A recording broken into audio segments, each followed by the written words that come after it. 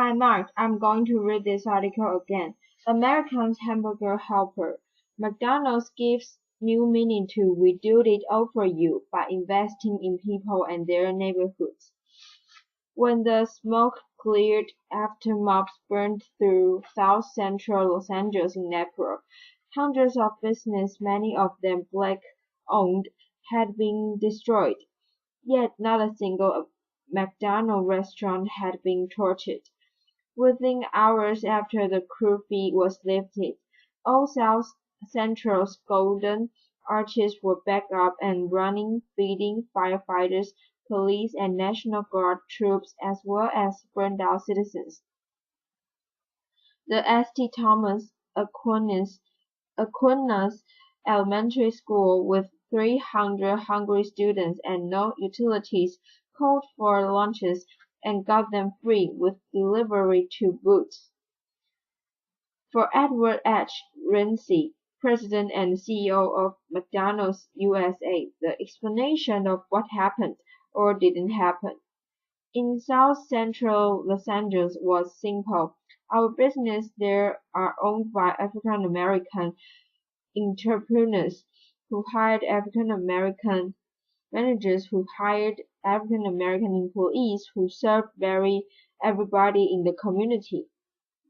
Whether they be Korean, African American, or Caucasian, the $90 billion a year company has often been the target of those who disparage everything from its entry-level wage structure to the aesthetic blight of its cookie cutter proliferation.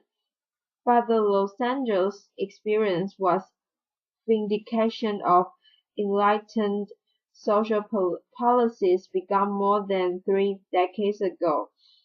The late Ray Kroc, a crusty but imaginative salesman who forged the chain in 1955, insisted that both franchise buyers and company executives get involved in community affairs. If you are going to take money out of the community, give something back, Kroc enjoyed. It's only good business. As a result, McDonald's stands out not only as one of the more socially responsible companies in America, but also as one of the nation's few truly effective social engineers. Both its franchise operators, who own 83% of all McDonald's restaurants, and company officials sit on boards of local and national minority service organizations, allowing the company to claim that its total involvement in everything from the Urban League and the NAACP to the United States Hispanic Chamber of Commerce may constitute the biggest volunteer program of any business in the nation. Because their original prosperity came from hamburger stands in the middle-class suburb, McDonald's managers were at first reluctant to move into inner-city markets. But company executives say their first tentative steps in the 70s showed those fears to be unfounded. The policy practice in the suburbs, which indicate that McDonald's stores reflect the communities in which they operate, was applied to the new urban markets. As a result, nearly 70% of Americans of McDonald's restaurant management and 25% of the company's executives are minorities and women, and so are about half its corporate department heads. This year, McDonald's will nearly double its purchases from companies that are minority or female-owned. For last year's $157 million to $300 million. Several of the biggest are owned and operated by former McDonald's managers or franchise holders. The spawning ground for many of the new ideas and programs designed to integrate the franchise into neighborhoods in which they operate has been the company's moral and intellectual center, Hamburger University, setting its own a 80-arc nature preserve near Oak Brook, Illinois. Since 1979, the company has held affirmative action seminars for its executives and managers there, as well as in many of the company's 40 regional offices, on such topics as how to manage the changing workforce and handle career development for women, blacks, and Hispanics. Each year, 3,000 employees complete affirmative action training programs that last 1.5 to 3 days. Ideas originated at headquarters and by individual franchises have led to programs such as McJobs, which takes on mentally and physically impaired employees, and McPride, which keeps students in school and rewards them from academic achievement while they work. Through a program devised by its store owners, the company has helped establish 153 Ronald McDonald Houses, named for the chain's trademark club, where families of seriously ill children can stay while the child is undergoing extensive medical treatment such as chemotherapy or bone marrow transplants. Each house serves an average of 50 families who pay from $5 to $15 a night, if they can afford it. The local projects are supported by local fund drives, and all the money collected goes directly to the houses. McDonald's pays all administrative costs of the program, which extends to Canada, France, Germany, Holland, Australia, and New Zealand. But McDonald's broadest impact has been through its basic job training system. Its 8,800 US restaurants. There are an additional 3,600 overseas from Beijing to Belgrade.